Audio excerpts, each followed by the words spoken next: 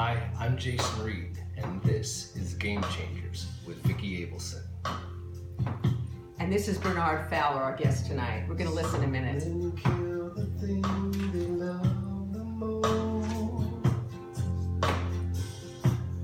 I'm going down to a small town on the coast with a glorious view.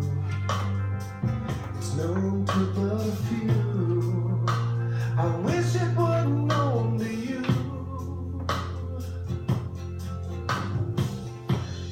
Guess we were born to collide. Love has been a very bumpy ride. I'm wounded, I'm falling. I can hear the angels calling with the flap of their wings. I'll be through.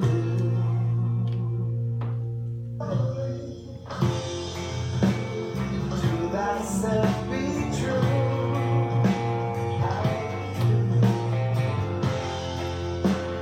To thyself be true.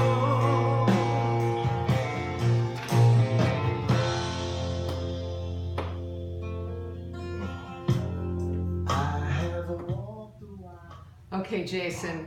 This is my wingman, Jason Reed. Say hey, and I'm Vicki Abelson, and this is Game Changers. And that song that Frank Howson wrote and that Bernard sings is one of my favorite songs in the history of the world, and so much so that I use it as a theme song for the Road Taken.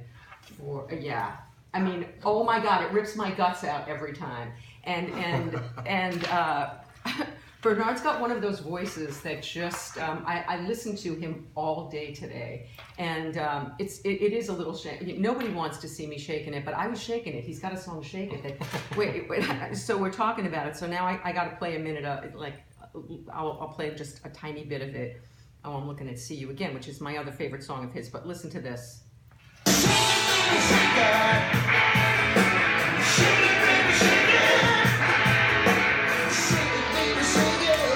Nobody wants to see me shaking.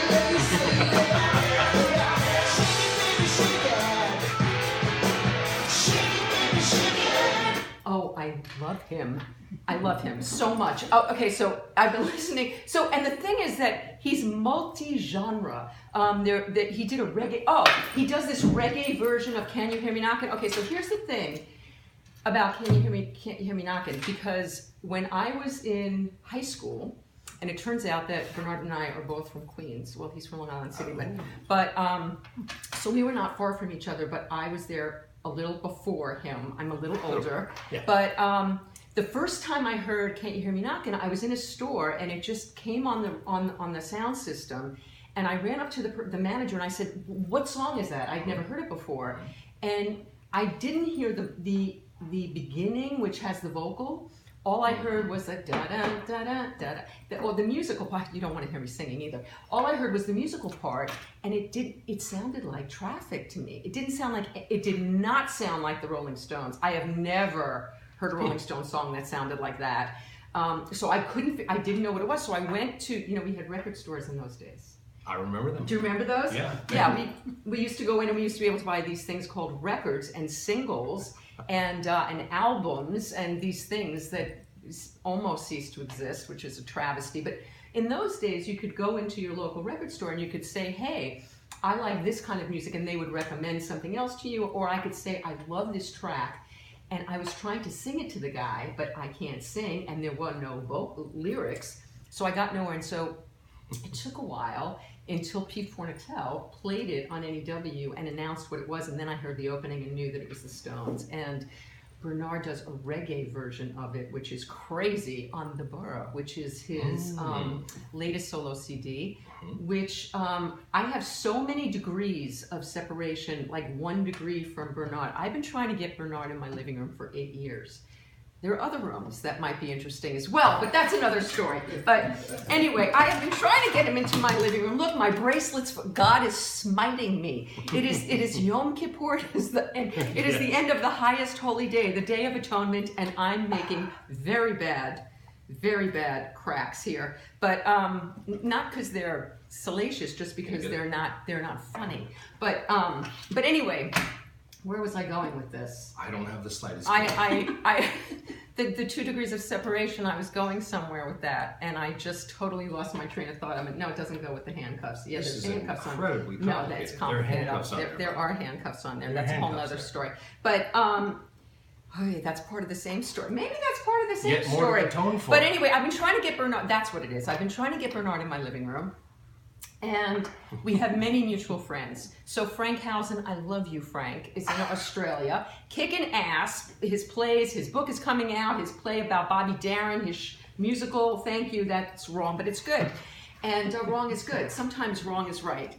And anyway, Frank had put Bernard in his film, Remembering Nigel. And also my friend, our friend Jeff Craig, who I call JC. Hi, JC.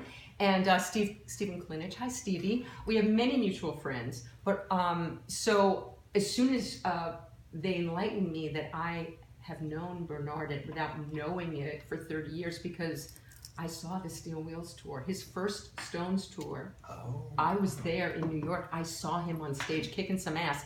And I believe that the Uptown Horns were on that tour. And Arno Hecht, I adore. A lot of those guys played my jams back in New York, and we have so many more people in common because I've been booking Steve Postel. Oh, see, this is what we don't want with the speaker, so we'll turn that off for now. I've been booking our mutual friend Steve Postel for 35 years, and when I was doing my book launch for Don't Jump, Steve put together this jam band for me, and Christina was at the event, and Steve and Danny Korchmar and all those great players were there. And he tried to get Bernard to be the vocalist at that gig, but Bernard couldn't, because at the same time that my book was dropping, the Bura was dropping, and he was playing everywhere. So he was a busy man. So that didn't. So we had all these near misses. Plus, what's also crazy is that in 1989, see, this is what we don't want. In 1989, the same year that he joined the Stones, I started working at Ron Wood's club in New York called Woody's, and I was the promoter there and the publicist and stuff in the book, and did some nights there. So we have, and Ron Wood. So we have all this stuff, and yet we never met. And so 8 years ago, I started working on him to get him in the living room to do Women Who Write. But you know, that whole 11 o'clock in the morning thing is a little bit of a deterrent for people that sing.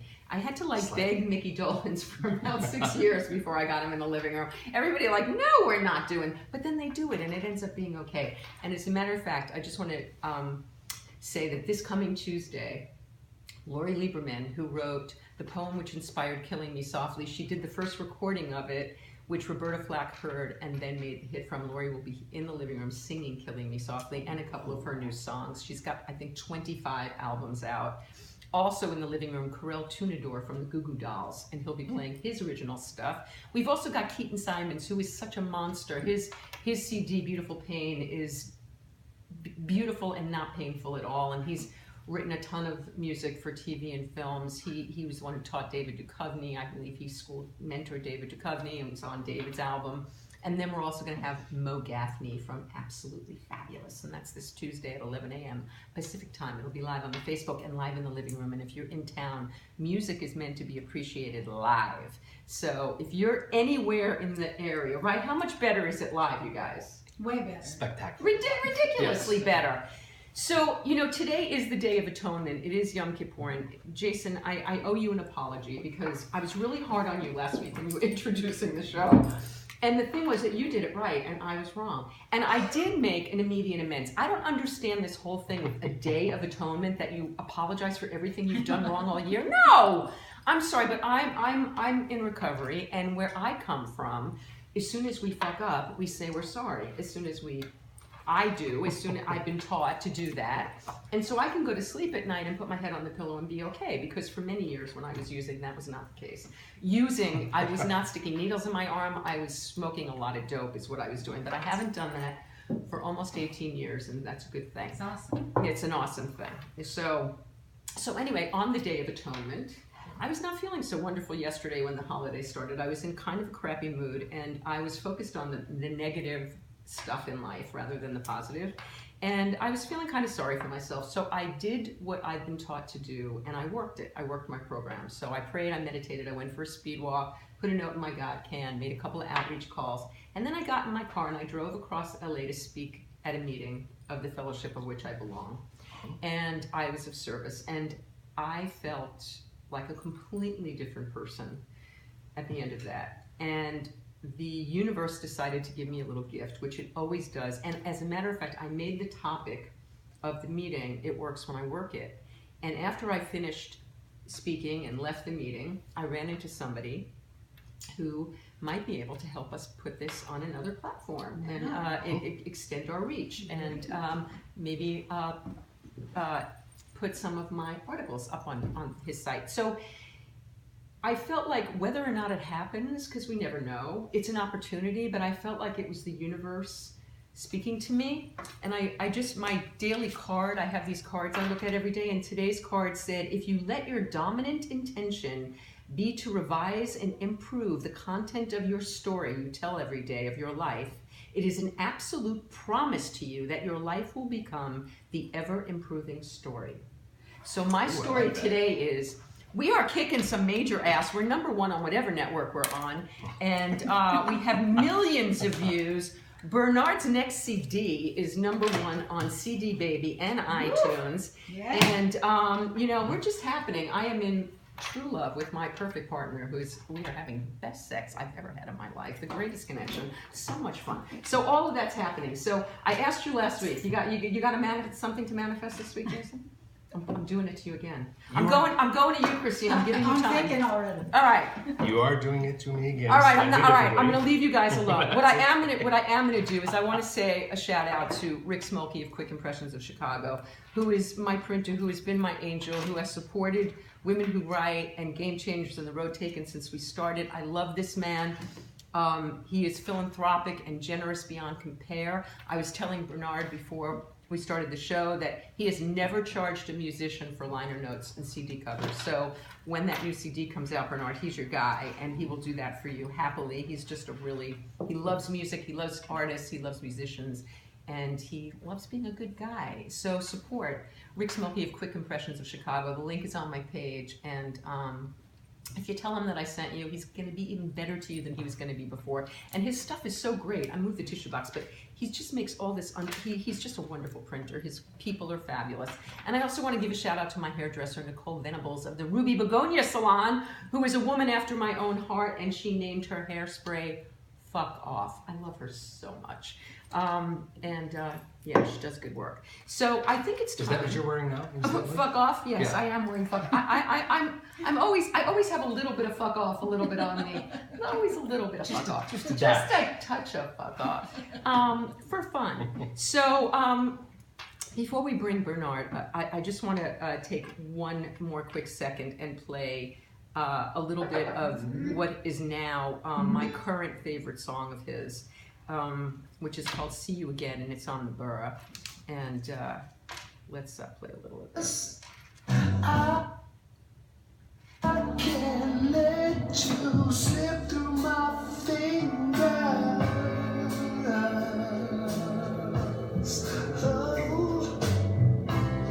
If you were singing hallelujah for me, baby, could you just wait and see for me to ask when will I see you again? Right now, you're gonna see me again. Right now, that reminds me so much of Seal. Kiss from the Rose. Doesn't that sound a little bit? I was thinking Marvin. Yeah, he's got a little bit of everybody and everything that he sings, and he's so Bernard at the same time, which is the best part of all. So Jason, please help me welcome our guest. You know, did I say anything about him? He's been with the Stones for 30 years. Did I tell you that? Do you need to know that? Does anybody not know that? Listen a little bit. Okay, he sang with Duran Duran, he sang with Boostie Collins, he sang with Herbie Hancock. And I believe Herbie's the one who connected him to Mick, but we'll talk about that. He's sung with Michael Hutchence of In Excess. And I want to hear about Michael because he's an enigma to me. he sung with and toured with Steven Seagal, which is the thing I really want to hear about, because I don't understand this connection at all, but I really want to get him out here. So please help me welcome our guest, and Christina Guzman back there on camera. Our guest tonight is Bernard Fowler. Be careful. Don't trip on your way in. It's a danger zone. It is. Bernard, I love you. Thank you so much for being here. Oh, you got a really good head. All right, come. Let us sit. Let us talk. Bernard. Hi, Vicki. Hi, Bernard. How you doing? Okay, so I think I told you this before we went on the air, but I was told when I was first heard about you years ago that you were the sexiest man alive. Lies. And I'm telling you, I'm good with that. You better watch out. I'm good with that. Okay, I am good with that. So, yeah. Okay, so Thank whoever told you that. JC, Jeff Craig. Tell him I said thank you very much. I appreciate it. You have your vibe. I've been watching your videos all day, listening to your music. So if I don't watch you when I listen, I don't even need to watch you, because you are so sensual and so sexy when you sing. But to see you do it, and then to watch you. I'm blushing. Can you see it? Can you see it? I don't know, but I'm stealing his bling before he has his bling is so much better than mine. So Bernard, so tell me, okay, so you're a kid in Long Island City. When do you start singing? Long Island City, Queens. Queensbridge Projects, to be exact, underneath the 59th Street Bridge. Okay, I was underneath the Long Island Expressway. Okay. Oh, yes, that's right. You're a Queens girl. Yeah. How'd that happen? Well, it's funny. I always sang. I just always sang. I think when they spanked me, I was singing. And I always sang, and I always went to church. You know, my grandmother was a devout Christian woman, as well as my mom. And my mom would send me to my grandmother's every summer. Where was your grandma? In North Carolina. Oh. In Raleigh. And so I guess I got a little bit of that, but I think probably a lot of it came from the radio. My mom would make me take naps, and I would take a nap to the radio. No particular radio station. Oh, really? It was just whatever was on, and I think I absorbed it. Okay, I heard you sing a couple of standards. I heard you sing Time After Time with Charlie. Oh my God, my dad was a crooner. He was a singer. That's what he did. He sang the Catskill Mountains. And so all those songs that I heard you sing, I heard you sing one with Ron too. I'm trying to think of what it was, but it's something in your face. Anyway, fantastic. So you know that music. Did you grew up with that music as well? I grew up hearing that music as well. I grew up hearing mostly blues, gospel, soul, rock and roll. That's what I grew up listening to most of. Okay, so you're a little younger than you're younger than me. So you aren't. I'm guessing you don't have a memory of the Beatles on Ed Sullivan, because I barely do. I do. Really? Well, I have fond memories of the Beatles and the Stones, but just real quick, my mother, every September before school started, we had to, she would take us school shopping. Oh, sure. Alexander's. Did you go to Alexander? In Rego Park. Hello. I worked at the McDonald's right down the street. Park. And every year that I could remember, I would bug my mother to buy me Chelsea boots. Beatle boots. Oh my God. I never had them. Oh my, I think I drove her crazy with that. Ma, I want Beatle boots. Did you want get Beatle them? Boots. Nobody in my neighborhood wore Beatle boots. We wore Playboys. We wore croquettes. I had to be the oddball. And one year, I finally got that pair of Chelsea boots one year. How old were you? I wore them to death. I don't know, maybe 8 or 9. Oh, when you were a kid? I was a kid. Oh my. Okay, so now when the whole controversy, Stones or Beatles, okay, you can't tell the truth here, but were you a Stones or a Beatles? Stones. You were, right from the get-go? Right from the get-go. Yeah, you were right from the get-go. This is another story that I tell people, that I've told people. The very first record that my father ever handed me was a Stones record. Oh, come on. It was a Stones LP. So for me to end up singing with the Stones is just amazing. Okay, so we're going to get to how that happened. It was Herbie, right? Well, I was singing with Herbie at that time. Oh, okay. He wasn't the one who made the introduction? No. Okay, we're going to get to that story. Because before we... Okay, so are you singing in bands when you're a little kid? Are you singing in church? What are you doing? No, I'm on the basketball court. You're on the basketball. I'm on the I was a basketball fiend. And is that what you wanted to be when you grew up? That's exactly what I wanted to be up until someone introduced me to my first band. So when did that happen? I was about, how old was I? I think it was 14, 15. So more girls with the music and then with the basketball. Well, I didn't. No, it wasn't about the girls. It was about the music. girls. It was about the music. You know, you are. I didn't find out about the whole girl thing until after I got in the band. I didn't know anything about that before. Okay, because we've had many musicians on the show, and pretty much every one of them says that they started that way because that was the way to get the girls. But had I known, I'd have stopped playing ball all over years before. I believe Mike Nesmith said that was the reason why they started to do music, which is hysterical. I've heard that before. Okay, so, all right, so you get in a band 14, 15, where are you guys playing? And what kind of music are you playing? You playing covers? We're playing covers, we're playing top 40. First of all, how I got into the band. Okay. I had been at a basketball game, we won the game. All right. So me and some of the guys were on the block drinking beer. Oh, you know, in New York it was only 18 then, so we could get away with it at 14, right? Yeah. So I'm out singing, and this guy walks over, and he was dating a friend of mine's sister, and he hears me singing, and he says, "Wow, man, you sing really good. You know, I play with the band, and we're looking for a singer. Would you come and audition?" I'm like, yeah, okay, and I didn't go. Oh, stop! And he would come, and I'd see him come to the neighborhood, and he said, "Hey, what happened to you?" He came to my house, asked my mother where I was. So wait, before you go on, do you know why you didn't go? I don't know why I didn't go. I don't know why I didn't go. Mm-hmm. But I ran into him, and he actually kind of cussed me out. He said, "Hey, man, you know, I've been telling you about this audition. You said you're gonna come, you're not gonna come. You know, if you don't come this next time, fuck you." I said, "Okay, well, I guess I'm gonna go."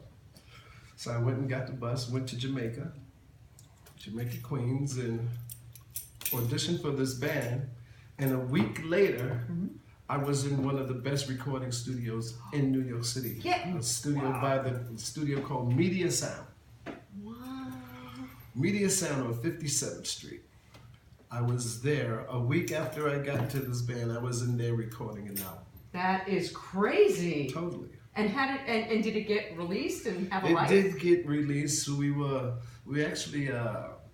signed. We were signed. I think we were the last band or the last act signed to Brunswick Records. I remember Brunswick Records. Wait, who did Brunswick has? Jackie Wilson. Okay. Oh, God, So you auditioned for this band, and within a week, I was in Media Sound recording an album. And what kind of music was it? You know, kind of R&B, you know, I think the whole disco thing might have been starting, so R&B, you know, dance music kind of thing. And so... I played trombone at the time. Oh, wow. I was playing trombone in the orchestra, so they would take me to York College to the jazz program so I could work my chops up so I could be part of the section. Oh, no, nice. You know, there. So, did you give up? I would imagine trombone and singing are in conflict with what's going on with. No, it was good. No, it was good, and you know, actually,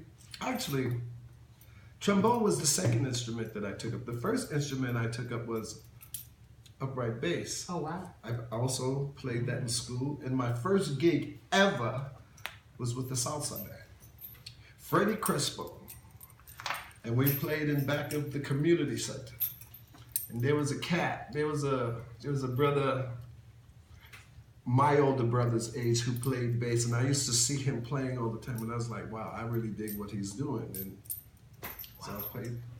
I had a Rickenbacker and played for 5 minutes. But, I love it. The bass is my favorite instrument. Oh yeah. Oh God, yeah. So I get it. Stand-up bass would have been way too unmanageable for me. But so do you still play instruments, or do you not do that anymore? No, I fiddle. I don't play. I leave the real playing to the real players. I fiddle. Well, you have an instrument of your own that doesn't require any that doesn't require that. Oh, I'm having, it's the new year and I'm having bad thoughts. I have to clear my mind of the bad thoughts because I'm going there. There's another band that you were with. All right, wait, we're not there yet, but I wanted. There's a band that I was listening to today with you that I was not aware of before, and I have fallen madly in love with now. Nickelback. I like Tackhead. Tackhead. Oh. Oh my God! I didn't know about Tackhead. I listened to like everything Tackhead today. Before its time. Wow, is that what it was? Way before its time. What year was that you guys were doing that? Wow, that must have been. Well, they were doing it before I got there. How I ended up there was after, What was the name of the band that got signed to Brunswick? That was called Total Eclipse. Total Eclipse. Total Eclipse. And you had one album? We did one album. And did you play out? We played out, look, I played every catering house in New York City. Plenties of greatness. Every catering house in the tri-state area I have played. Dinner dances, bat mitzvahs, bar mitzvahs, you name it, I've played it.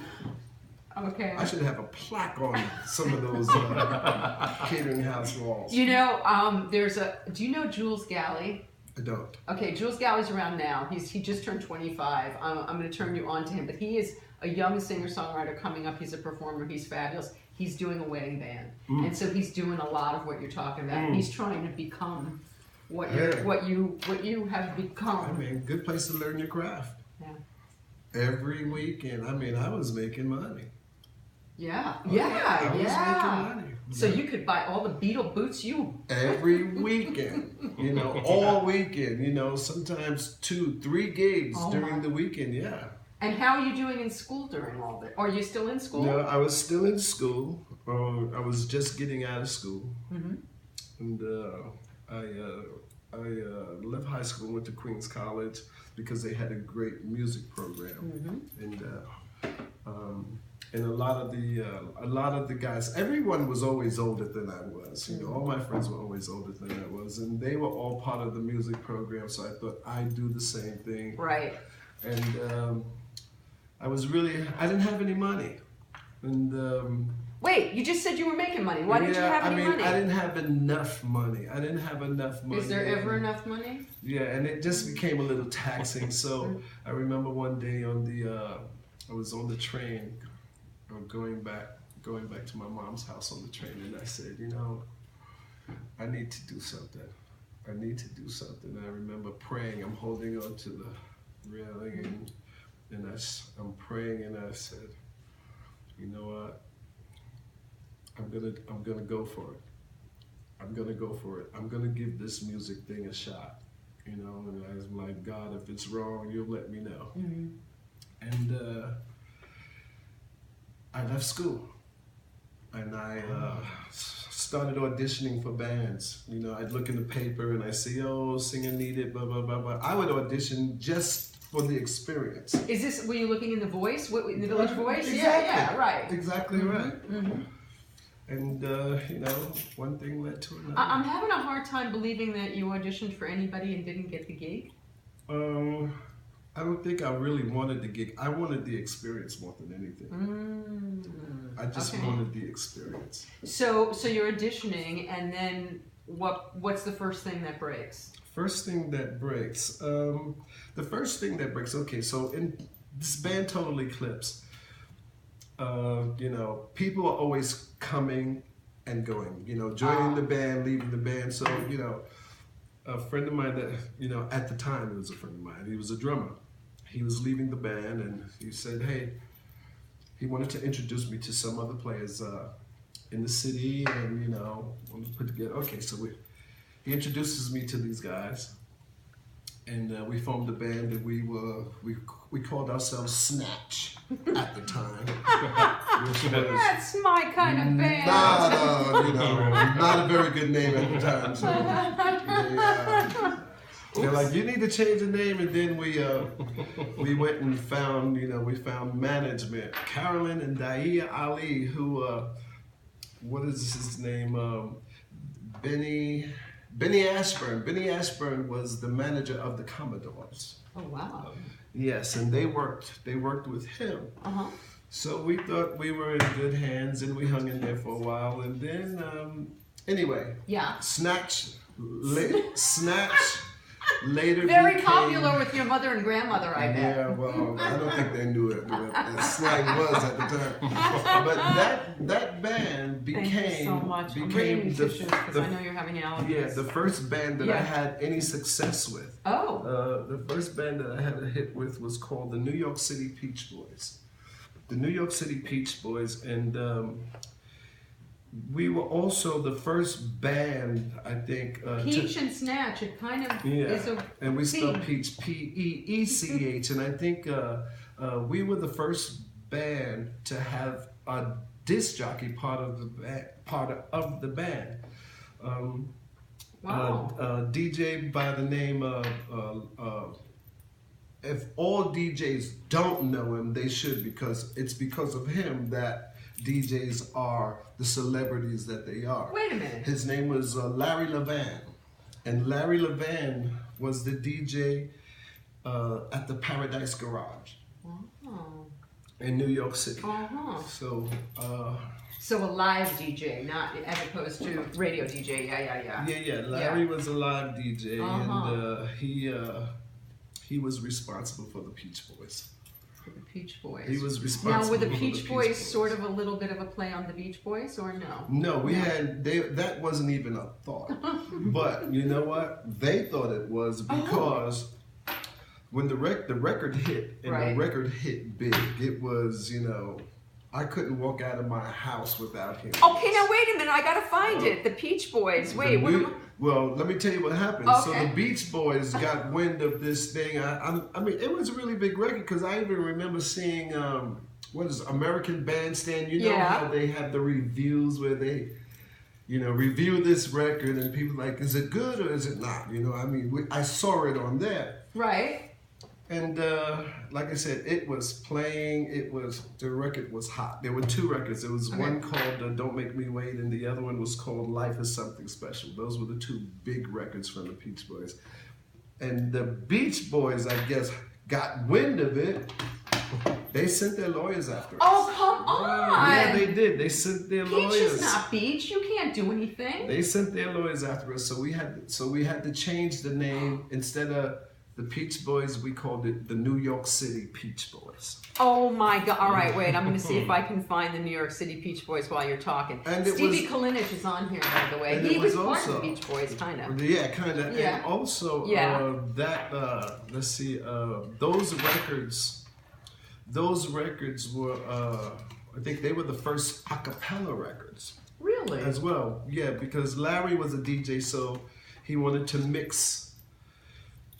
He wanted to mix my voice with, you know, other stuff that he was spinning in the club. Okay. And so, till this day. So he was the first one to do, what is that called? A mashup? Mixing, mashup now. But yeah. Peach Boys. All right, wait a minute. We're going to hear a little bit of Life is Something Special if I can make this happen without screwing it up too much. Let's see. Well, there are so many versions of the song. I'm not sure if this is the right one. It's a whole story.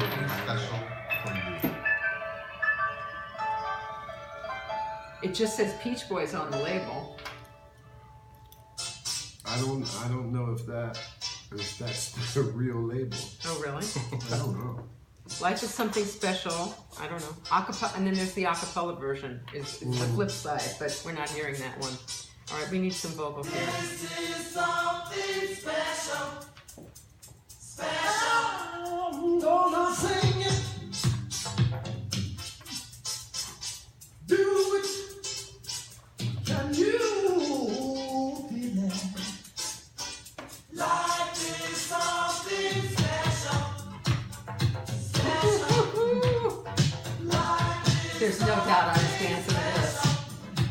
You were in New York City. I was You were in New dancing York to City. that. There's no doubt I That's was for dancing sure. to this.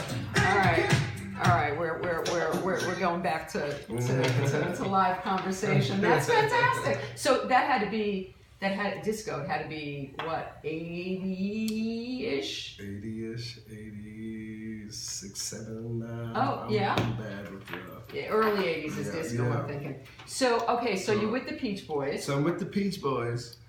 We have these 2 hit records, and the Peach Boys, there's just all kind of turmoil. I always say, you know, keeping a band together is probably the hardest thing to do in rock and roll. Keeping the band together. And yet you've been with a band that's been together for 50. They figured it out. Okay, and you're going to tell us the secret because They figured it out. how did they figure it out? I think they realized that their band is bigger than either one of them solo. Yeah. So That's how they figured it they out. leave the ego at the door. Hey, I mean, well, you know, it's known, you know, that, you know, MJ and KR were, you know, they were bumping heads, and as a matter of fact, when I started working with them, they were in the middle of bumping heads. So, but I think they figured out that, you know, the Rolling Stones is bigger than either one of them. Well, it's bigger than anything on the universe, is what it World's is. greatest rock and roll band. Of all time. So, all right. So the Peach Boys are not having that. Well, no, the Peach That's not Boys, you working. know, when people start seeing money, people get funny. And they I got like funny. that. They got funny, and I saw it getting funny, and I started doling the rope out. And I said, you know what? I'm going to give them enough rope to hang themselves. And just so happened around that time, I met producer Bill Laswell. Bill Laswell produced Herbie Hancock Rocket, the Future Shock album. But before that, I met him and he asked me to sing a song with his project called Material. It was Bill Laswell and Michael Beinhorn. I sang the song, I guess because of the Peach Boys was playing so much, you know, that song started to play, and Peach Boys got upset. Oh. And it was like, oh, I just kept getting the rope, and you took it. So Bill Laswell called me and asked me to come and sing for Herbie Hancock. Oh God! How old are you when this is going on? You're a kid. I was a kid, about 19 or whatever, and I was like, well, you know, I knew I had this contract, but I wasn't going to let that get in the way. You had a contract with the Peach Boys? Yes. Ah. And I wasn't going to let that get in the way because they were stealing from me, and they The knew. money got funny. That's what I'm saying. So I said, you know what? I said, sure. So I went and sung on the Future Shock album. I sung, and I did, this is like also. Like, Did you grow up with Herbie Hancock? I mean, oh, yes. Yeah. Oh, yes. After I finish this story, I got to tell you this story. But so the Future Shock record comes out. Bill Laswell calls me and says, hey, man, you want to go on the road with Herbie? Oh, God. Just what I needed to get away from the Peach Boys. But how did you break your contract? I just walked. Really? I walked. Well, actually, on the record, I wouldn't use my name. I didn't use my name. I used like a pseudonym. I called myself Norris Knight. Why'd you do that? Did you know? Did you suspect the shit was going down? I suspect that they would try to come after me. Oh. So I did that. Whoa. I did that, and now I'm singing. You know, I'm lead singer in Herbie Hancock's band. That is unbelievable. And you're like 19 years old. Yeah, it's crazy. And then the Peach Boys tried to come after me, and you know. But you were Knight, somebody. I was, and it was like, you know, well, they threatened and I was like, you know what? If you're the last band on earth, I'm not coming back. Wow. I'm not coming back. That's how much damage. And it didn't just damage me. It damaged all the guys in the band were damaged behind that situation. So I had a really successful run with Herbie Hancock, and then. How long were you with Herbie? I was with Herbie, I would say about 2.5 years. And you guys are playing like huge venues. Yeah, we're touring at the Rock. Herbie's got, the biggest record in the country. That's the height of his fame. That's right. We were on we did the Grammys, and I think he won his first Grammy. Totally. And what is your mama and your grandma? What do they think? Now, were they upset when you left school? Yes. Yeah. My mom was. Okay, so now you leave school, but now you're on the Grammy Awards with Herbie Hancock. Is she forgiving you? She's smiling. I'm putting these here. She's smiling. So as I'm singing with Herbie Hancock, I have a break. I have a break from the tour. Yeah. I have a 10-day break. Mm-hmm. I leave the tour. I walk into my apartment that I just got before I went on tour. So I walk in, the telephone rings. I pick it up. And it's Bill Laswell. Hey Bernard. Hey Bill, how you doing, man? What are you doing? I said, I just walked in the house, man. Yeah. What are you doing? I said, I just walked in the house. He says, go to the airport. I said, no, you don't understand. I just walked into my apartment. He said, okay, go back to the airport. There's a ticket there. I said, are you serious? He says, yeah, go to the airport. There's a ticket there for you. Click. I called a taxi. I didn't even ask him where you're going.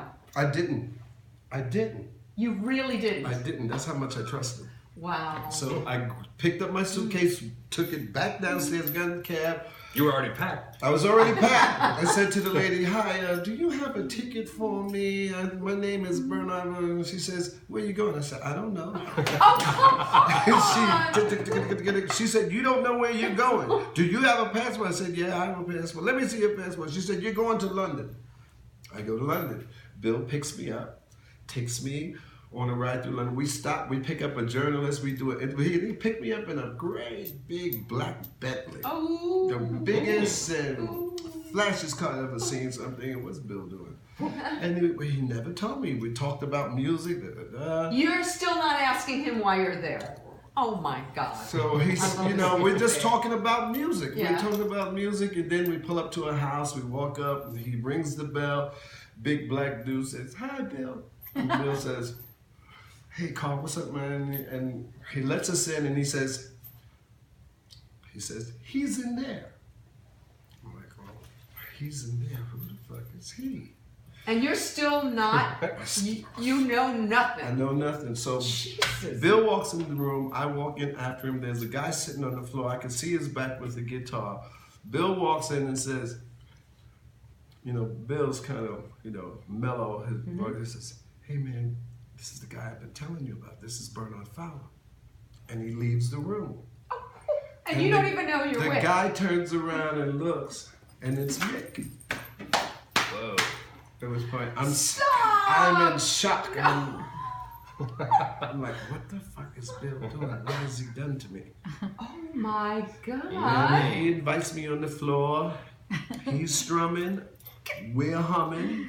And he gives me a cassette, and the next day he says, listen to this. We're going to the studio tomorrow. And I brought with me a multi-track cassette recorder, a Fostex. Cassette. In the old days, we had cassette. Is this She's the Boss? That's right. So I go to my room, I listen to the songs, and I do all these voice arrangements and stuff. Wait, now when you're sitting on the floor with him and you're humming and strumming, what are you humming that he is giving you this gig just from humming and strumming? Wait, you have tissue. Yeah, well, what are you humming? You had to be doing something pretty damn impressive for him to be giving you the gig. I don't know. You weren't just humming. You had to be I singing. was singing, Wipe tissue. Stuff that... Like what? It was stuff that he Not was... Stone stuff? No. It was stuff for his for the album. first solo project. And So you're doing it on the fly. On the fly. On the floor. You know, on the fly. I don't remember what all we were singing. I just remember him playing and we were singing, and then he gives me a cassette. I go to my room. And you're having instant harmony with Mick Jagger. Yes. I guess he just wanted to see what it felt. Yeah, what it felt like. So when we got to the studio the next day, he says, you know, we're gonna work on this song. And I said, well, before we do that, here, listen to what I did last night. And I gave him the cassette recorder. And he listened and he looked at me and he said, you did all of this last night after you left me? I said, yeah. He said, okay, I guess this is what we're gonna do. So I went in and did, you know, the stuff that I did. So you did your own sort of vocal arrangement. Yeah. And that was that. And, you know, I did, you know, that record. Then I didn't see him for a couple of years. Mm-hmm. And then how did you get invited to do the Steel Wheels tour? Well, before the Steel Wheels tour, I was invited to go on the road and do his solo tour. He was doing a solo tour, and it's funny because, you know, New York, as big as it is as small as it is. So people are coming, hey man, I hear Mick Jagger's, you know, in town looking for a male singer. You know, I said, I don't know anything about it. I just happened to be in SIR with Carmine Rojas. I love Carmine. Yes, Carmine Rojas. I always say Carmine's responsible for me singing with the Rolling Stones because, you know, I was walking out of the room to go to the bathroom and I see this big group of people and I look and I see Mick and I'm like, hey Mick, how you doing? And he just kind of looked at me and kept walking. He didn't remember you? I don't know whether he remembered or not, but it hurt my feelings. Yeah. So I go back to my room and I say to the guys, man, I just walked out and I saw Mick and he acted like he fucking didn't know who I was. And Carmine's, and so don't worry. So we are playing and then some girl comes in with a cassette. And she says, is there Bernard Fowler in here? I said, well, I'm Bernard Fowler. She says, well, I don't know if you know, but Mick Jagger's looking for a male singer to go into. And she gives me a cassette of 4 songs. And she leaves the room, and I said, audition? I did his first album. What is this audition? I said, fuck that. I'm not gonna go in there and audition. I said, fuck that. Bernard Fowler says, no, I will not audition for Mick Jagger. And Carmine grabs me by the arm and takes me over to the side and he says, whether you do the gig or not, go do the fucking audition. You better go do that audition. Smart man. I was like, okay. What sign are you that you're so bullheaded? I'm not bullheaded. What sign are you? When's your birthday? Capricorn, January 2nd. So I went to bathroom, learned 4 songs, and I go into the room the big room where they are. And I walk in the room, and like I said, I guess they'd been looking for somebody for like a week or 2, whatever it was. So I walk in the room, and one of the guys stands there, and he looks at me like this, and he looks at me like, here we go again. And he looks at me and he says, are you ready? And that just pissed me off so bad. And I said to myself, I'm going to show my ass. And I had to sing 4 Rolling Stones songs. And I was spitting fire. I was spitting fire. So after the audition, I left, went back to the room. That same girl came back in and says, he'd like to know when you could start, you know, if you could come to rehearsal. And I said, nope, I can't. Oh, I can't even listen to this story. I'm getting so upset. No. And she says, well, when can you? I said, after I come back from doing my dates with what I'm doing, you know. I was rehearsing to go to the south of France. With who? With Carmine? Carmine, I can't think of it. You're not going with Bowie. This is not. No. This is like an all-star band. Okay. And I said, well, you know, after I come over, when will that be? I said, you know, in like 10 days, I think it was. And she went out, came right back and said, okay, we'll see you in 10 days. And I was like, Wow, Bernard tells Jagger when he's going to show up for the gig. I'm loving this. And I got the gig, and so I did the solo tour with him. Mm-hmm. And again, years had passed, and then I was in London. I was, kind of living in London with Tackhead. Oh God, do I love them. And I got a call. Are Tackhead big in London?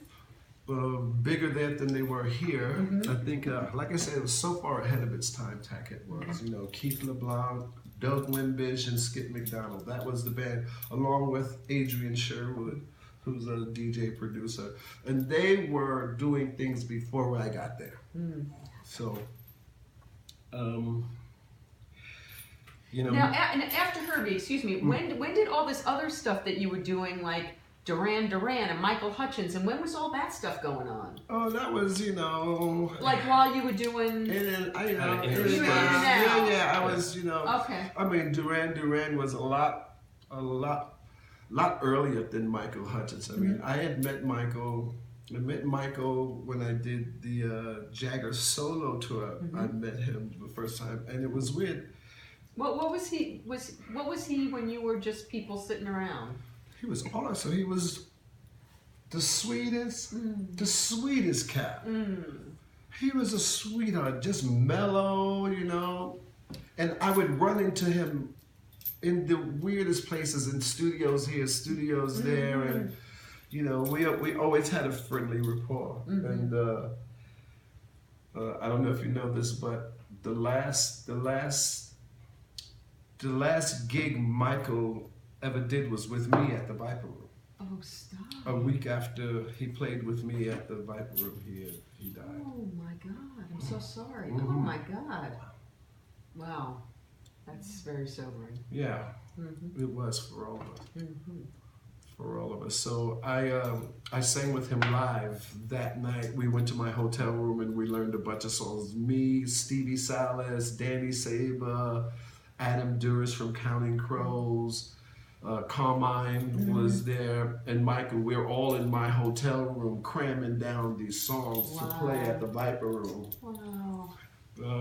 And it was fun, and it's unfortunate, but Michael was in the middle of recording some stuff with Danny Saber, and he didn't get to finish it all, so they asked me if I would come and finish the vocal stuff that he wasn't there to do. Wow. Okay, so let's get back to Mick. So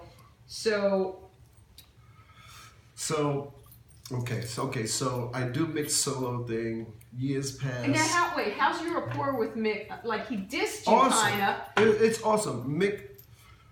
What's he like? What's he like to you? What's that? Well, relationship? now, I mean, not now. Back then. Back then, he's just trying to figure it out. It's It's Mick Jagger. It's Mick Jagger, exactly. Listen, the first time I saw Mick, the Stones, Little Stevie Wonder opened for them at the Garden, 1970. Wow. What, two? Yes, Wow. that's the first time I saw Mick. And it's funny. I actually met Mick at the Paradise Garage, because everybody used to go to the Paradise Garage to hear what records were the new stuff. Wow. Larry wasn't just a DJ. Larry was also remixing. Remixing for labels. He was the first celebrity DJ. That's crazy. He's the first celebrity DJ. So I met Mick then. So, I'm still, trying to feel Mick and, Like, are you shy in front? Like, do you feel, like, is it weird being Yes, it's Mick Jagger. It's Mick Jagger. Did he ever realize that was you coming to say hi to him? And he didn't say you know what? I've never asked him. Wow. Really? I've never asked him if he knew that was me. Or I've never asked him. But, Mick can be a little... Tricky. A little tricky, because there would be times like when I was singing with him, some of the girls, Mick would walk in and go right to the microphone, let's go to work. He wouldn't say hello to anyone. Is that so? Yeah, and a lot of the girls would get upset and like he wouldn't speak to me, and I have to tell him, listen, that's just the way he is. Don't take it personal. Don't take it personal, or you'll personalize yourself out the door. Now, is he different after a show, or is he still that way? Mix. Well, from the first time I met him to now, he's different. He doesn't. He says hello when he walks in the room. You know? But yeah, he's been humbled by the years, by fatherhood, by life, by being a human on the planet, and all that stuff, right? I guess. But so I did this, and then like I said, years went by. I didn't see him, and then I got a call when I was doing Tackhead, and he's like, Bernard, you know, the Stones are doing a record for the first time in like 9 years or something, and I'd really like it if you could come by and give me a hand, you know, blah, blah, blah. And I was like, sure, where are you? You know, I went by, and so I'm there at the studio, and he says, I need some, you know, some things for this song. So I went in and I started recording some ideas. And so you're doing your vocal arrangements for the most part. yeah. I love that. So as I'm doing that, one by one, the Stones come walking in. Oh, One by one. And every time one comes in, I say, oh, shit. Oh. So, you know, then Mick says, you know, well, I think those are good ideas. Why don't you, you know, do it? So I said, okay, well, let's do it. And as we started, and I said, you know what? I said, stop. I said, stop the tape. And so it's going good. What's wrong? I said, I'm happy to do this. But if I do this, it's going to sound like me. I said, maybe some of you guys want to come in and sing with me. Oh my God. So it gets quiet, and he says, okay, Ronnie and Keith are going to come and sing with you. So we'll show them the parts, and we're singing together, and then we go back in to listen to the playback. I love telling this story, and I can feel heat on the side of my face. And I'm like, oh. And I look, and Keith is looking at me like this. And I don't want to say anything. I'm like, but then finally I said to myself, damn man, he's staring at me so hard. I gotta say something to this cat. And so I said, hey man, is something wrong? He said, no, nothing's wrong. I said, are you sure? You keep staring at me, man. I said, you sure? I said, nothing's wrong. He said, nothing's wrong. And this is when him and Mick were having, and he says, I didn't want to like you. That's the first thing he says. I didn't want to like you. I said, oh. I said, why, man? I said, why, man? What is that? I said, I'm cool. He said, well, I thought you were one of Mick's boys. He says, I know you're cool. He said, I spoke to Steve Jordan. Steve Jordan told me you were cool. And we've been cool ever since. That is wow. And you've done like everybody's solo albums with them, haven't you? I've done. Here, go like this. I've done Keith's. Yeah. I've done Mick's. I produced and wrote with Ron. You two albums with Ronnie. Wow. I've sang on 2 or 3 records with Charlie. I know the standards. The standard stuff, which I absolutely love. Which is fantastic. Which is one of the best things I've done. Musically, it's beautiful. I really love that, and that was Charlie. You know, Charlie took me out of my comfort zone, and I'm grateful that he did. It's been quite so. Okay, so tell me what it's like. The first show, the first tour, you're going out on stage with the fucking Rolling Stones. I can only imagine that it was a stadium. Yes, it was in Philadelphia. Okay, and so I'm buzzing. So tell me. I'm buzzing. Adrenaline's pumping. You know, I know all my parts. I know what I got to do. But it's funny because I still do it now, but especially then, I'd get caught up watching the show. Oh. You know, I still do actually. Really? Sometimes I'll miss a cue watching the show. Wow. So here we go. And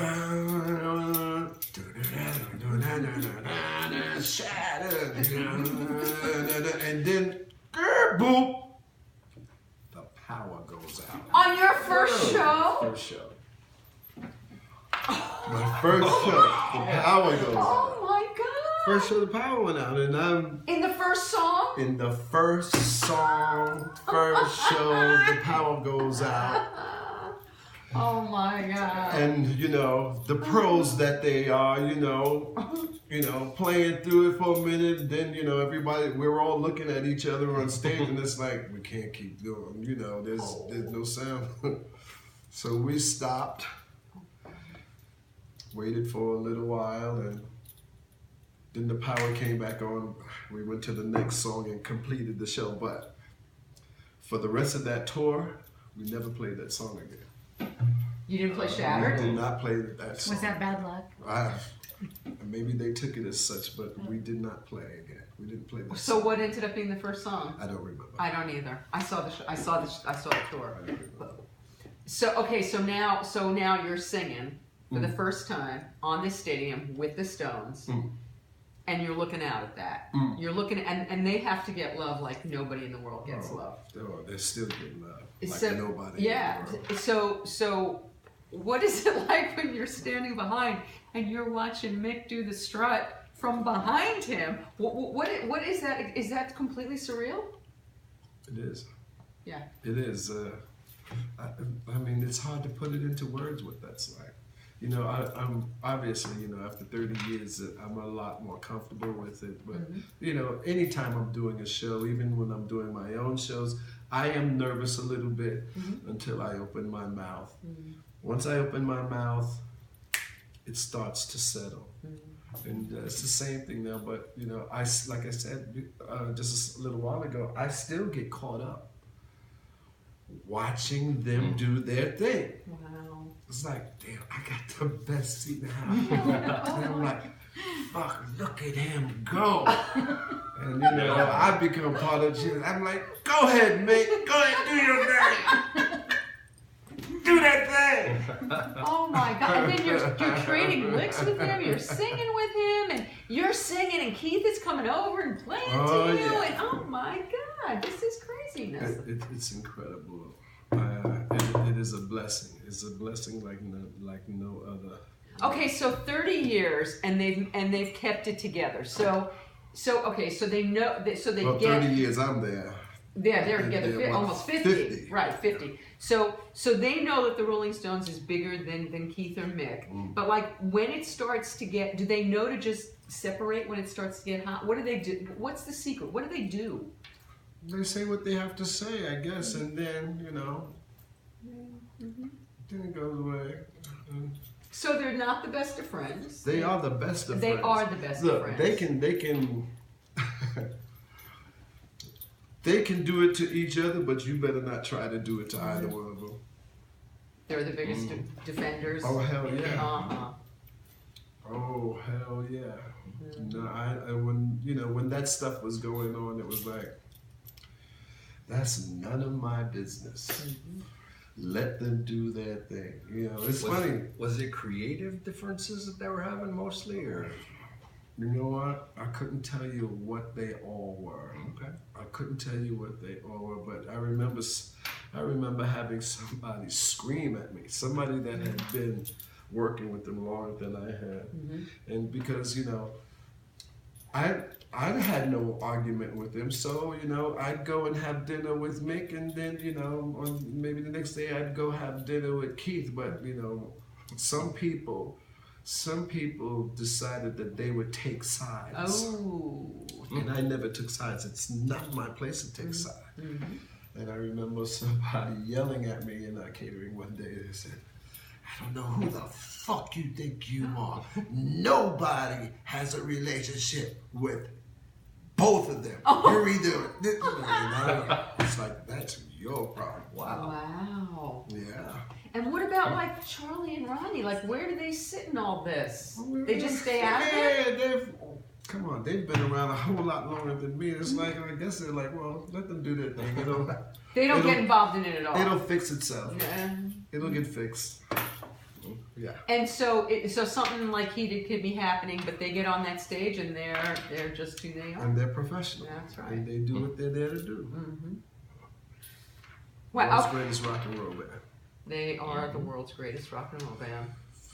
And you are a part of the world's greatest rock and roll band, a big part, and that's just a blessing for sure. That is, and so I believe that you manifested that for yourself. You, yeah, I think, well, my dad helped me manifest that record. Yeah, that record, because I played the shit out of that record. I played the shit out of that record. And then deciding that you're going to quit school and you're going to do music, and God's going to give you a sign. And it's funny, like I said, I met Mick at the Paradise Garage, and you know, when I left school, I was working for a bottle making company. You know, like they designed bottles for, you know, perfume companies and stuff. And I had a bottle that I had to deliver to the city, and it was during lunchtime, and I stopped in a deli.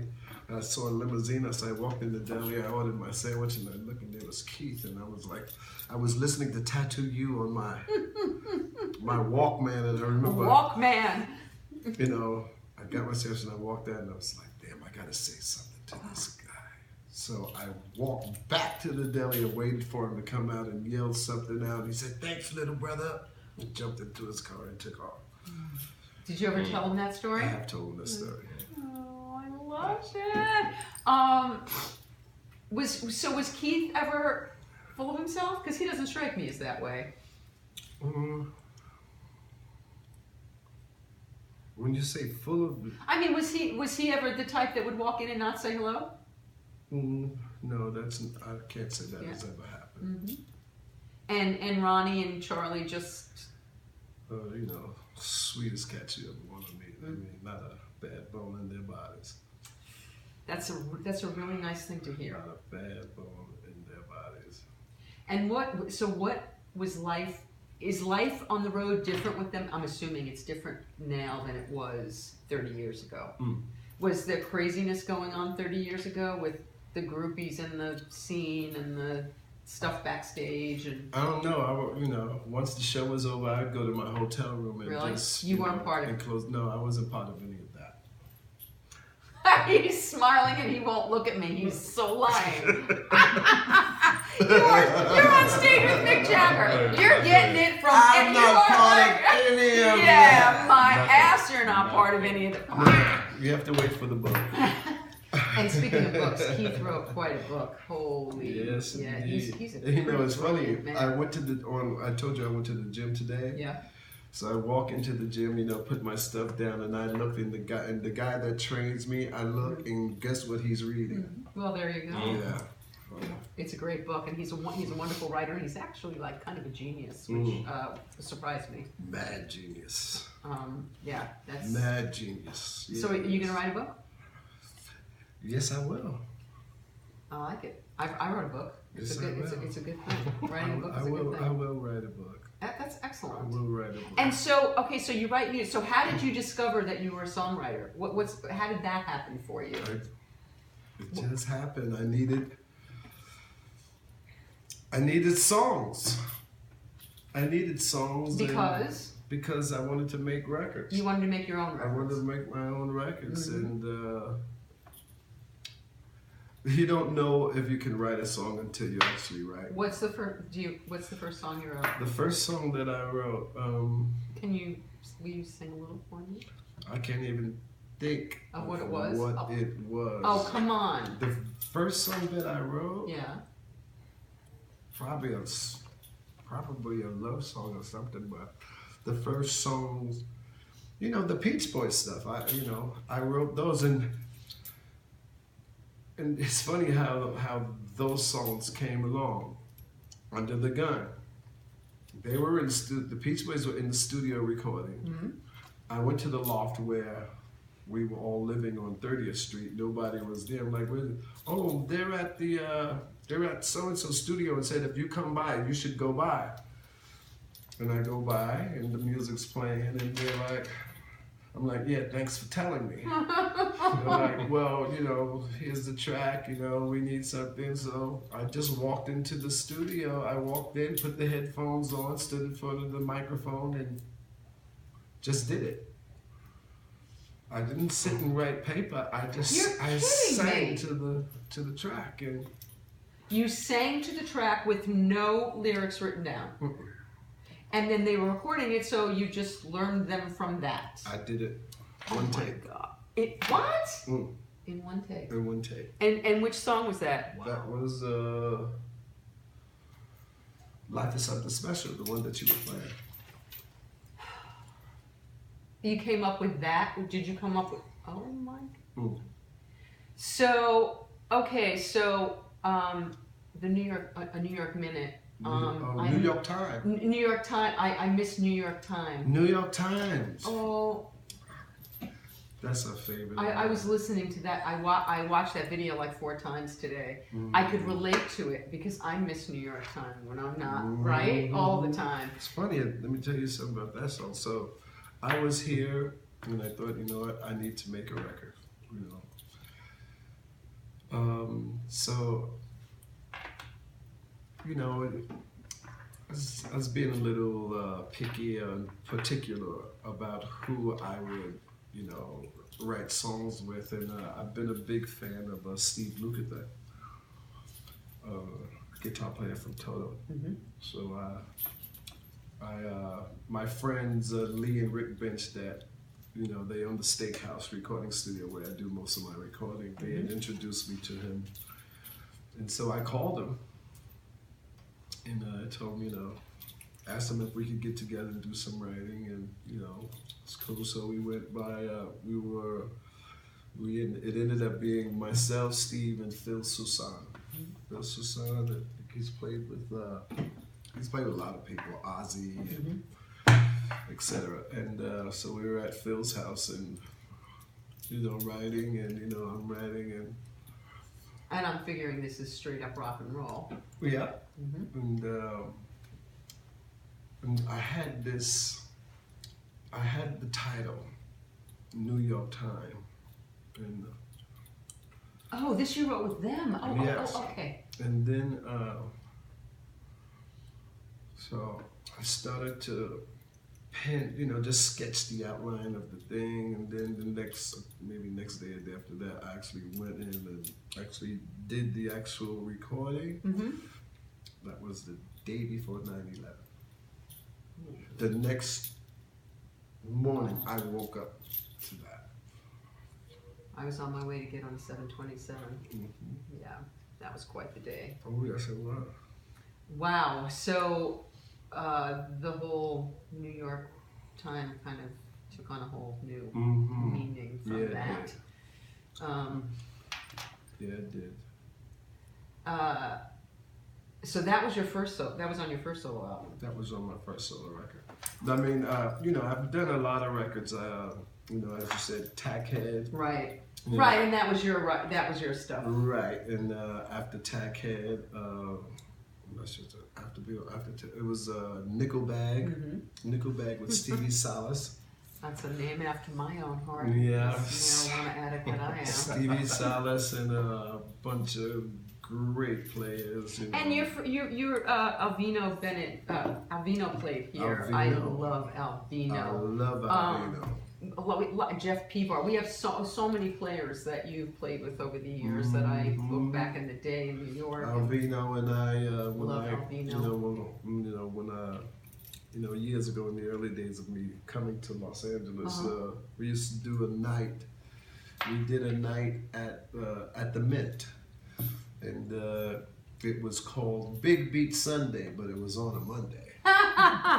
Big Beat Sunday on a Monday with Alvino, Ivan Neville, myself, I think Waddy Wachtel, Angus Thomas. You still like, I was supposed to come see you at the Mint like 9 years ago. Oh. You still club around, right? Yeah, well, yes, well, that the thing, Waddy Wachtel thing. And that's a different. Oh, that's a different. That's a different Okay. thing. That's a different thing. Big Beat Sunday was with Alvino, and the thing that we do with the thing that I do with Waddy is a totally different thing, but you know, kind of it's similar that it's all you know, all the musicians that are part of that is when we're not doing our day job, like you know, Waddy is not out with Stevie or Tuggle's not out with Fleetwood Mac or Rick. God bless him. Rick was playing with Neil Young. He was playing bass with Neil Young. So whenever we weren't doing those gigs, we would get together and we'd play on Monday nights. And it started out with just a few people. By, you know, 2-3 years later, the freaking lines around the block, and everybody who comes to town wants to come. You know, Robert Cray has come.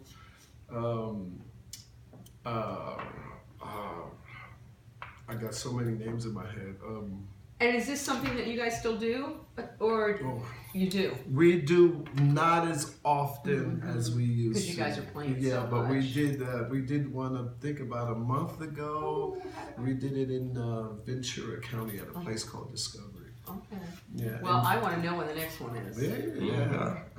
Christina was at The joint. At the joint. Yeah. That's where we used to do that. Yeah. That was great for Rick Rosas. Is it Rosas? Yeah, Rosas. That's right, Rick When he Rosas. died. The tribute, yeah. And you were a standout. I heard you sing and I made me turn around, that's for sure. Yeah. Well, if you're gonna do it for real, and don't do it. Yeah. When did I this cut go? my Yeah, hair? where? I was like, wait a minute, where's your hair? About 4 or 5 months ago. What was the inspiration for that? I just wanted something different. Did you do something with it? No. What, the hair? Yeah. Yeah, it's in a bag in my drawer. It was a lot of hair. It was a lot of, that's the third time that I cut it. Oh, really? Yeah. It's the third time I cut it. So, Are you starting to grow it back now? well, it's starting to grow back, but I'm thinking about going again, maybe. Yeah. Yeah. I'm thinking about it. So, from what I recall, when we first got in contact this go round, you're working on another solo. Oh, let's talk about the Bura a little. So now the Bura is it a hurricane? The Bura is it's like a hurricane force wind that blows off the Adriatic between Italy and Croatia. That's very specific. Okay, so now what makes that wind your wind?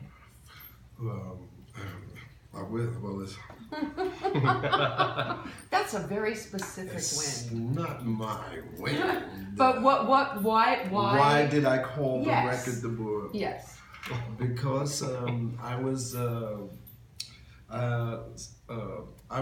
went to Croatia to do some shows, and I had a few days off, and one of the Croatian musicians said, "Hey, let me take you someplace," and I said, "Okay, well." He said, "Where you go?" I'm like, "Where you gonna take me?" "I'm gonna take you, further south. We're gonna go to a place called Pula." I'd never been to Croatia, so I wasn't familiar with any of these names. So on the way down there, we were going through a tunnel. And when we got inside the tunnel, the lights started to flash. And so when we got out of the tunnel, he pulled over. And I said, "Hey, what's happening?" He said, "You saw the lights." I'm like, "Yeah, what is that?" He said, "Oh man, it's the Bura." And I'm like, what is that? He said, "Wait."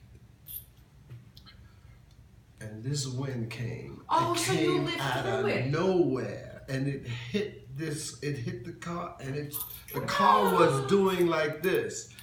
Whoa. And then against the wind passed, and he looked at me. He said, "This is the Bura." And he said, "But Bernard, this is small Bura." He said, "Big Bura, it takes the car over." Holy. And it just seemed like it came out of nowhere. We're sitting there, and then that wind hit it, And then it's gone? and the car started doing like that. Oh my And God. then the wind went past, and the lights stopped flashing, and we were able to continue. That's why I made the record. And that's kind of the way your music is. It kind of comes I'd like in. to think It so. kind of it shook me kinda up. rocks It kind of rocked me, shook me up, and then it's gone. But then I can listen to it again, which I really like. And I was totally wrong. I just remembered it's the letter that you do the reggae version of. Oh, Now, yes. Can't You Hear Me? Can't Now? You- Yeah. there is a Yeah. Can't You Hear Me? Yes, I've heard that, but it's the letter, It's the letter. which I was around first. Box Top's first go round. I remember that song when I was like in junior high. Yeah, you pick really tasty covers, and I love the fact that you said on every one of your records you're always going to do a Stones I cover. will always do a Stones song. And that's I spent a lot of years of my life singing with them. So yeah, it just makes sense that I would do a Stones song on anything that I do. I love that. So the CD that you're about to start working on, or Ooh, baby, it's done already. oh, it's done. It's done. So what can you sneak us about that? It's predominantly percussion, drums, and voice. Wow. Lenny Castro, Wilfredo Reyes, and Steve Jordan are on, I would say, 75 to 80% of the record is just percussion, drums, and voice. Wow. Then there's maybe two or three other, I think maybe three other tracks with Vince Wilburn, Darryl Jones, Ray Parker Jr., George Evans. Ray was on my show a couple months ago. Ray is amazing. He is He's sweet cat, and man, can he play? Can he play? It's he sat and played the entire time we talked for an hour and a half. He was playing the entire time underneath. You know, it's funny because a lot of people just have no idea. He's written every song in the world, right? He's like written Or every played song, on every song. or played on every song in the But world. people But he's just written a lot of don't songs that know. I had no Yeah. idea, and he's played on every song that I had no idea. And I mean, his discography is crazy. Like it's crazy, like you said. Yeah, he's crazy. It's crazy. I learned so much about him that I had no idea. Yeah, you know, it's funny to me that some people still only associate Ghostbusters, they right? only associate him with Ghostbusters. Right. It's like, man, you have no idea Yeah, it's shocking. of the So things that he's. So what would you call does it have a genre? Uh, 'Cause you defy genre in like your two other solo. You cross genres all over the place. Yes, because you know, it just made sense to me to not put myself in one bag. Okay. The bag that I wanted to put myself in. Not so easy for a brother. Not so easy for a brother playing rock and roll. Ain't many of us out there. Ain't many of us out there playing rock and roll. You know, Living Color. Yeah. You know, Lenny Kravitz. 24/7 Spies. You know. The fact that you could just name 3 is kind of sad right there. Kind of says the story. You know, so But I you just managed thought, to you do know, that's the genre that, you know, once I stopped, once you know, the dance music thing kind of went past, you know, I was like, I've always wanted, I'm always trying to push the envelope, or, you know, come up with something new, if you can even do that, which is why Tackhead was so attractive to me. Tackhead was so far ahead of its time. While you're talking, I'll try to pull something up of Tackhead. You know, and Nickel Bag, you know, with Stevie Salas, you know, I mean, it was great music at the perfect time. Yeah. And I thought that was gonna be, you know, I thought Nickel Bag. Which song should I play? Stealing, What's My Mission Now? Oh, Stealing, I think, is the one that I listen to. You No? can play Stealing if you like. Okay, all right, wait, now I gotta do all these things to make sound come out.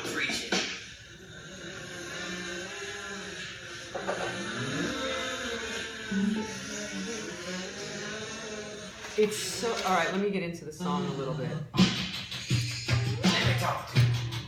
I got a straight money. What year is this?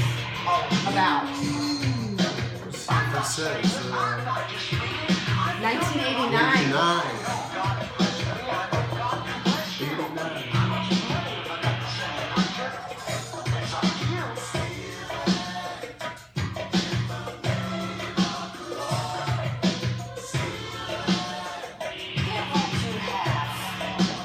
This is that could be playing on the radio Now. today. Right now, That's that right. could be playing on the radio. That's right.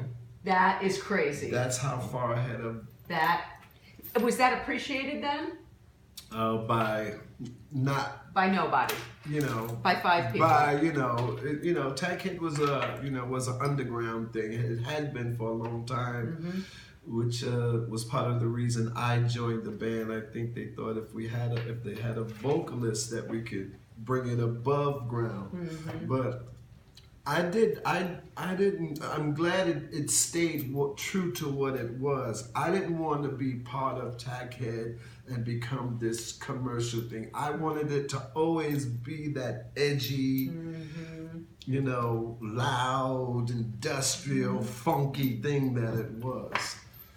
It's a shame that. Be nice if it could come back around because this could you never know. absolutely be playing on the radio today. Absolutely play. There's no doubt about it. And it's funny. I played a wedding for some friends not a few years ago, maybe 7-8 months ago, and I'm leaving the wedding and I'm here and I heard this track. And I'm like, it stopped me. I'm like, I know that track. And then it started playing. I heard myself singing. It was, like I said, before the Peach Boys were the Peach Boys. We were called Snatch, and we did a recording of Another Brick in the Wall, Pink Floyd. We did a groove version of the song. Oh, I gotta find that. And the dance floor was jammed. I was like, who knew to put that on to play it? That DJ, he said, I'm like, where and why? He said, oh man, I heard this. And he said, I can't tell you how long it took me to find it. Wow. But he found it and he was playing it and it was working. Wow, I want to hear that. It was working. So, Another brick in the wall. So, Bernard, if you had one thing left in your life to manifest that you haven't lived, is there a dream that hasn't been lived yet, or have you lived all your dreams to date? Because you've lived some pretty crazy things. Is there something ahead that you still aspire to? Is there a passion? Do you have a burning passion? Do you have something driving you? Yeah. Ooh.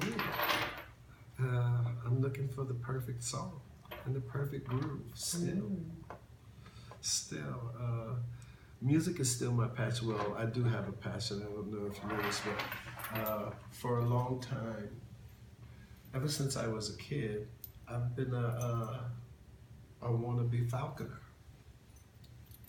A falconer. I don't know what that is. Is that a sports thing? Yeah, hunting with prey birds. Wow. And this year, Wow.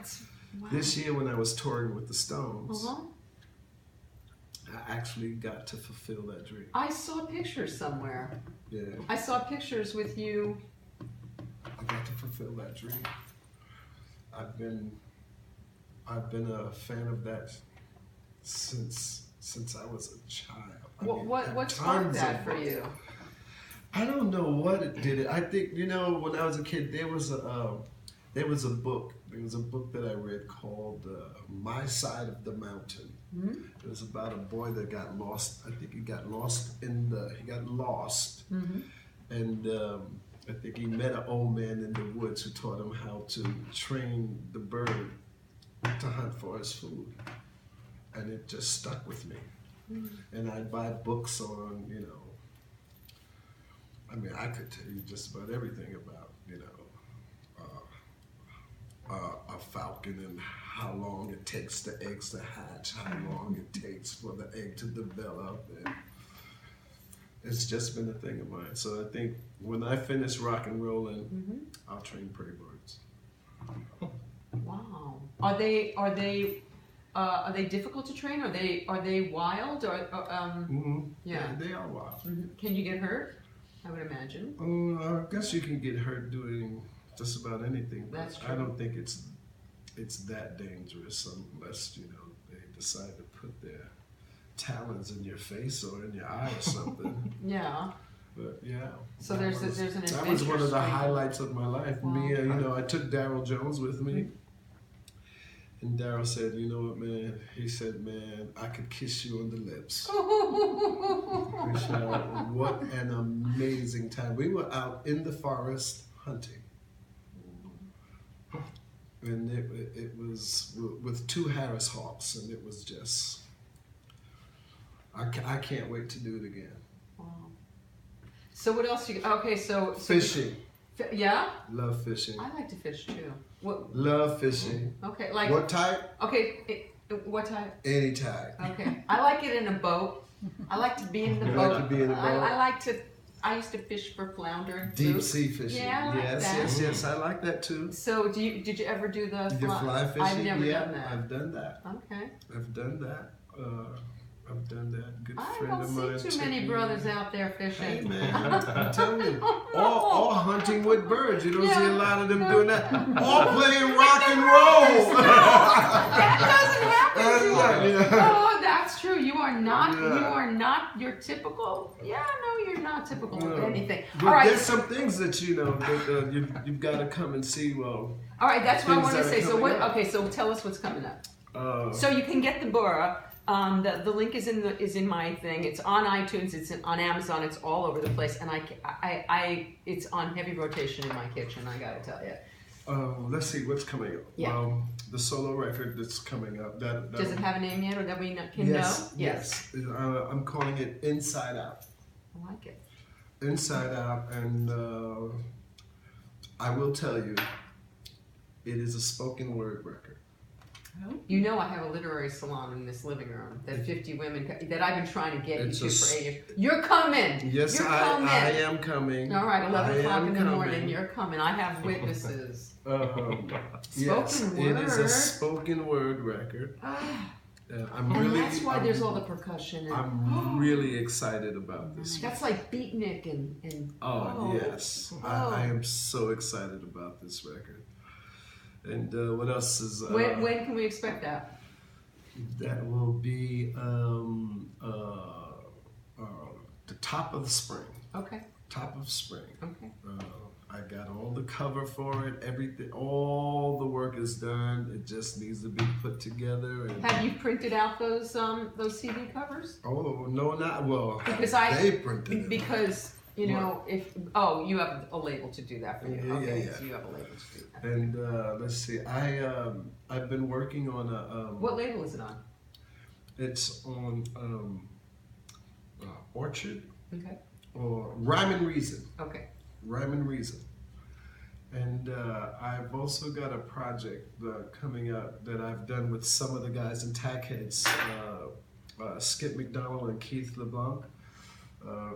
This is called Chess Moves. Okay. And what it is, it's we're redoing the chess catalog, the chess blues catalog. We're redoing the catalog. The catalog? Well, which we're going to try to do as much of it as possible. Wow. We finished one. We're getting ready to start on the second one. And, we're actually, in contact with Marshall Chess about the project. So that'll be out sometime next year. Both records have a home, thank God. Thank God. You know how it's rough out there. Yeah. Mm-hmm.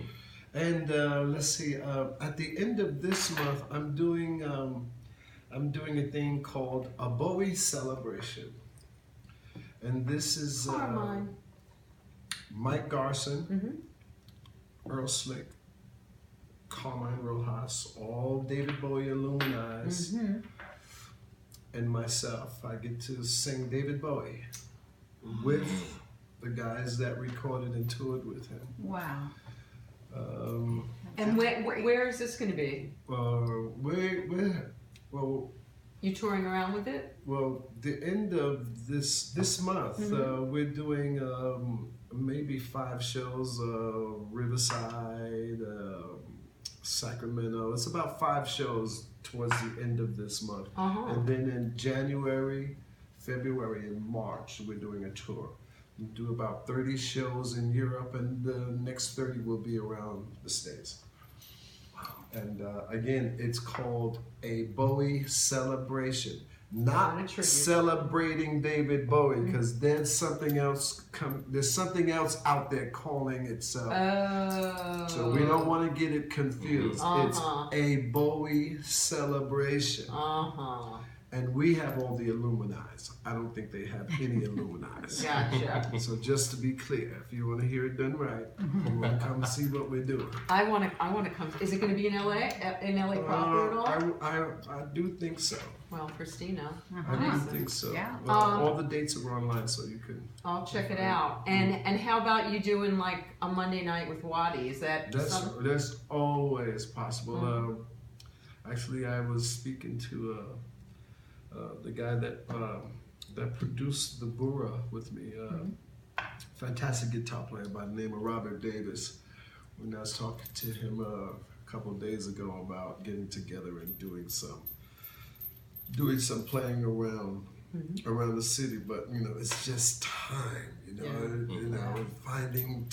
finding time to rehearse because I don't like going out half-assed. It's got to be right. I don't want even if we're just having fun, I want to hear it played right.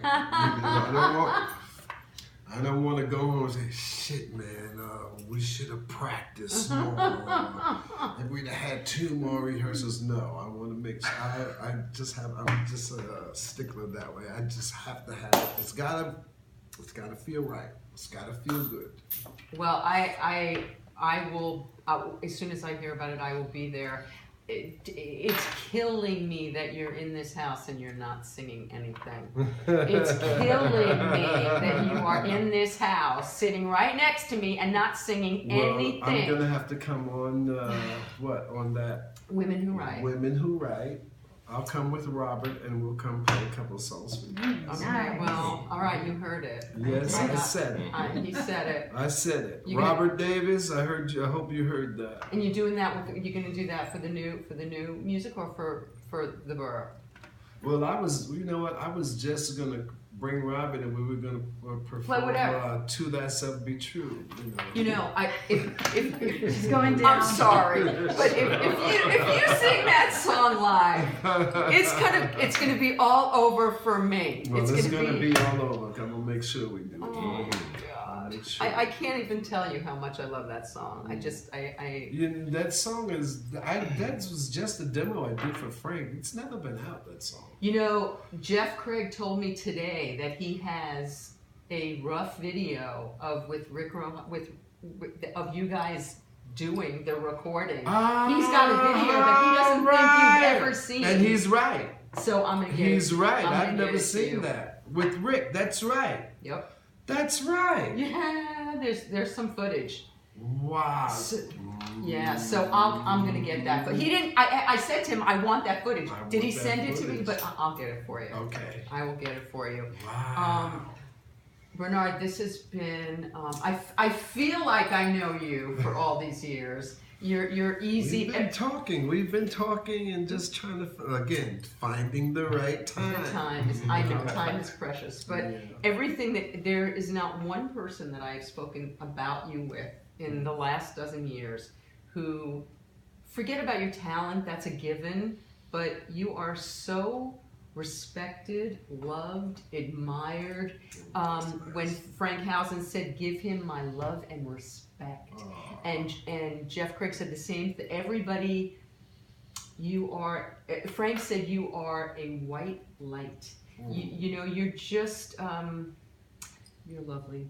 Oh, well, thank you. So I appreciate that so much. My mama taught me well. She did teach you well. Yes, she did.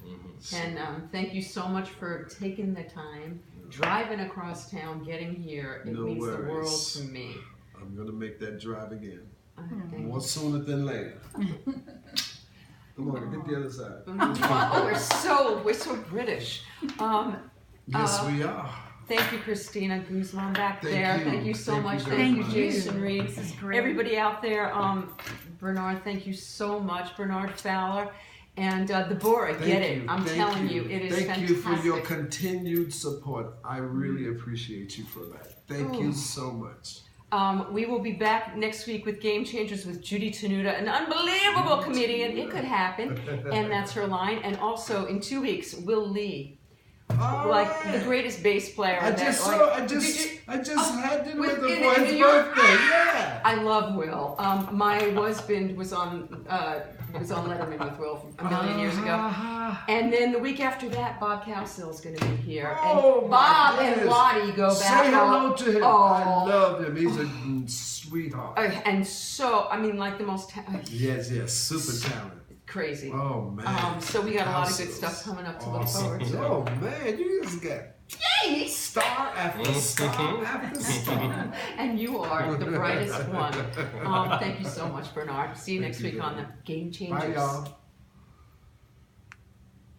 I'm going to talk to you all